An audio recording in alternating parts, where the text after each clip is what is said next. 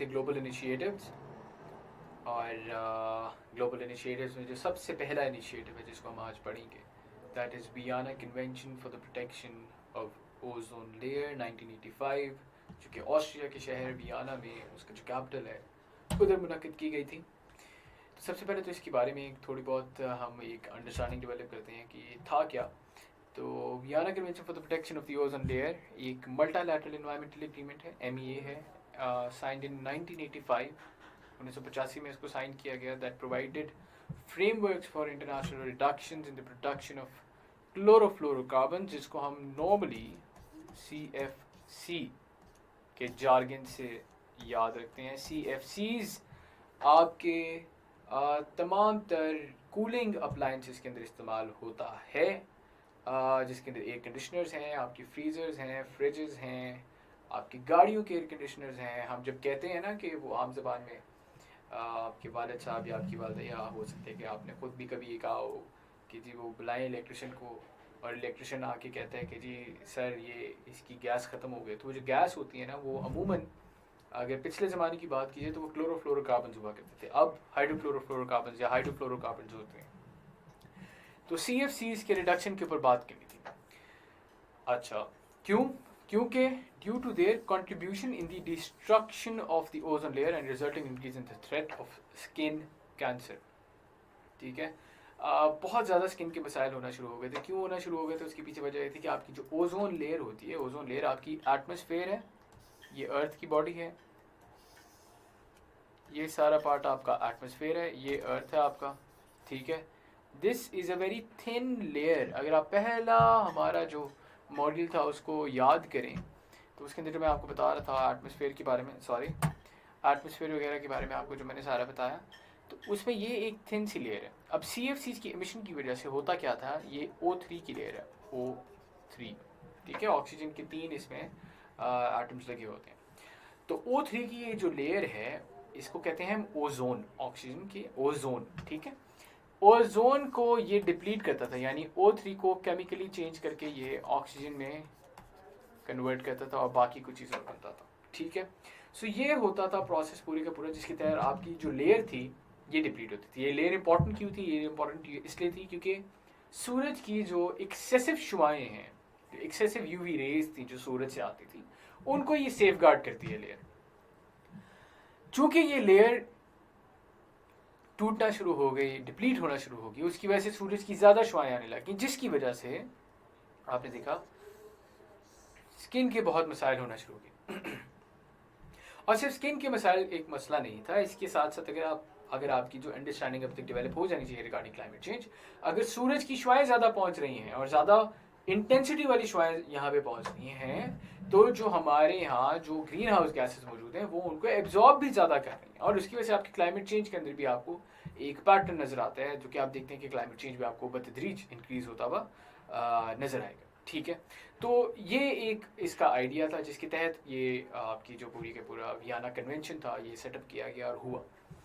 इसका एक और नाम जो है Vienna convention on the depletion of ozone layer is the formal name. इसको वैसे हम जनरली वियना कन्वेंशन के नाम से याद रखते हैं। प्लेस इसकी वियना है, ऑस्ट्रिया का कैपिटल जो है, और date of entry into force की अगर बात करें तो 1988 में हुआ था। साइनिंग इसकी 1985 में होगी थी। नंबर ऑफ पार्टीज इसकी कितने लोगों ने साइन किया हुआ, कितने मुल्कों ने साइन किया हुआ, तो वो 197 है। This information is not really important as far as a subjective paper is concerned. It's important for your MCQ section. तो उस लिहाज से प्लीज़ इसको जहन में रखिएगा।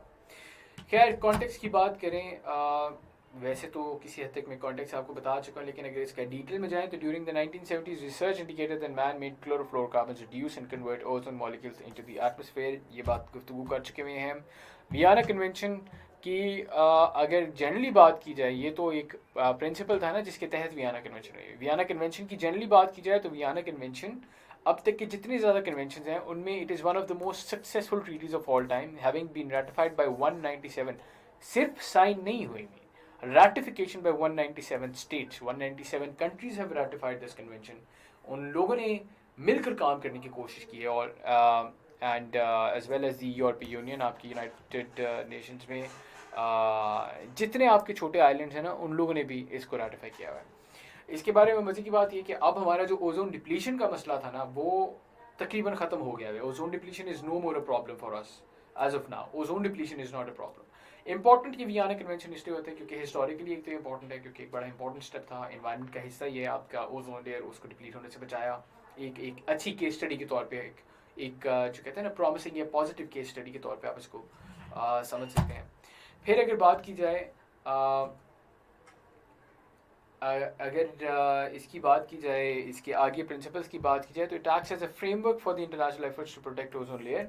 However, it does not include legally binding reduction goals for the use of CFCs, the main chemical agents causing ozone depletion. यानी जो आपके CFCs हैं उनके लिए कोई लीगली बाइंडिंग आपके गोल्स नहीं है. हर मुल्क ने ये अपने तौर के ऊपर जो है इसको रिड्यूस करने की कोशिश की हुई है, राटिफाई करके ये साबित किया कि हाँ हम करेंगे. किस इंटेंसिटी के साथ करेंगे दैट वेरी. बहरहाल पॉइंट बीइंग कंफ्यूज आप लोगों ने नहीं होना इस बात से. पॉइंट बीइंग कि आपकी ओवरऑल ये जो कन्वेंशन की अगर हम बात की जाए तो एक सक्सेसफुल कन्वेंशन रहा हुआ है. और इसकी सक्सेस का अगर आप देखें सबूत जो है या पॉजिटिव एक प्रूफ की बात करें तो प्रूफ इसका यही है कि अब आपके ओजोन लेयर का इतना मसला नहीं रहा हुआ.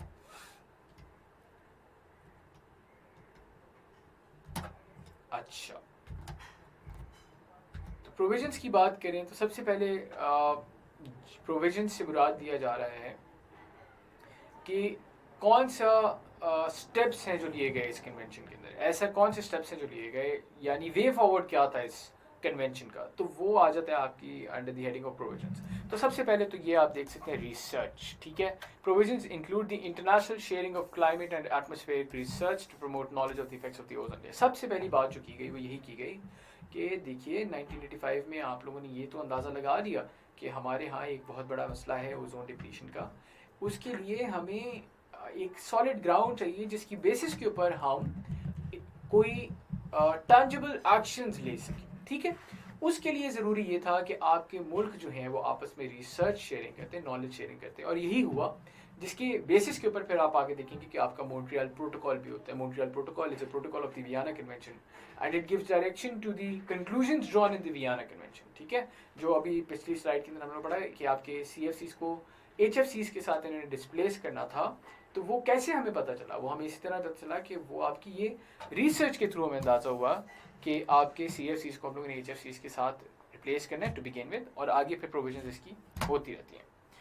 फिर अगर बात करें the treaty calls for the adoption of international agencies to assess the harmful effects of depleted ozone and the promotion of policies that regulate production of harmful substances that influence the ozone layer. क्या मतलब, आपको जब इस research जो आप करेंगे उसके तहत जब आपको समझ आ जाएगा कि हमारे यहाँ ओजोन डिप्लीशन का मसला है क्या है सच, और CFCs का उसके अंदर एग्जैक्टली क्या role, not precisely but rather exactly क्या इसका रोल है. तो जब ये चीज़ें आपके सामने साबित हो जाएंगी उसके बाद आप पॉलिसीज़ की तरफ जाएंगे. ठीक है, जब पॉलिसीज़ की तरफ जाएंगे तो पॉलिसीज़ आपने जो है एक आपकी पॉलिसी बन गई फॉर इंस्टेंस कि हम लोगों ने CFCs को HFCs के साथ डिस्प्लेस करना है या रिप्लेस करना है. ठीक है, तो वो एक आपकी पॉलिसी बन गई. अच्छा, किस मिकदार में करना है और कौन सी कंट्री कितनी लाइबल है टू रिड्यूस, ये तमाम चीज़ें आपकी पॉलिसी डिफाइन करेगी. तो पॉलिसी किससे इंस्पायर्ड होती है, पॉलिसी इंस्पायर्ड होती है हमेशा as a matter of principle. आप लोग याद रखिए कि it is always inspired by your research. ठीक है, फिर अगर बात करें तो इन्होंने कहा आगे एक जो प्रोविजन आती है, it was the creation of a panel of governmental atmospheric experts known as the meeting of ozone research managers which assesses ozone depletion and climate change research and produces a report for the conference of parties. COP इसकी होनी थी हर 3 साल बाद, इसकी conference of parties होती है हर 3 साल बाद, यानी वही जो पार्टी सिग्नेटरी हैं वो हर 3 साल बाद मिलते हैं. तो 3 साल बाद आपकी इन लोगों ने एक बेसिकली बॉडी बनाई जो कि हर 3 साल बाद आपकी कॉन्फ्रेंस ऑफ पार्टीज के अंदर जो रिसर्च हुई होगी उसके बारे में बताएंगे. फिर the COP utilizes the data assess to suggest new policies aimed at limiting CFC emissions. वही पिछले वाली बात ही होगी तकरीबन कि आपकी जो emissions हो रही हैं उनके बारे में जो डेटा आता जा रहा है उसको मद्देनजर रखते हुए जो रिडक्शन होना ज़रूरी हैं उनके ऊपर गौर व फिक्र की जाएगी. And then lastly the COP meets every 3 years. वही बात जो मैं आपको बता चुका हूँ हर 3 साल बाद मिलती है and coordinates within the timing of similar meeting. और इन COPs के नतीजे में ही आपकी ओवरऑल जो वियना कन्वेंशन है अगर उसकी बात की जाए तो उसके आगे जब मोन्ट्रियल प्रोटोकॉल होता है जो कि इसको डायरेक्शन देता है, तो ओवरऑल अमेंडमेंट जो है मोन्ट्रियल प्रोटोकॉल की इस रिसर्च के तहत वो आपकी 6 अमेंडमेंट्स भी होती हैं विद टाइम, यानी विद टाइम हमने क्या क्या टारगेट अचीव करना है. So this, ladies and gentlemen, is the idea of Vienna convention. I hope आप लोगों को समझ आ गया होगा कि वियना कन्वेंशन ज़रूरी क्यों था, वियना कन्वेंशन किसके बारे में डील करता है, और वियना कन्वेंशन का वे फॉरवर्ड क्या है. दैट इज़ मॉन्ट्रियल प्रोटोकॉल, जिसके आगे अब तक 6 कुल मिला के अमेंडमेंट्स हो गई हैं. On what basis? On the basis of this and on the basis of this essentially research and the meetings that are conducted afterwards. तो उम्मीद है आपको ये तमाम बातें समझ आ गई होंगी. अब नेक्स्ट वीडियो के अंदर हम इंशाल्लाह फिर मुलाकात करते हैं, और अपना ख्याल रखिए, और नेक्स्ट वीडियो में मुलाकात होती है.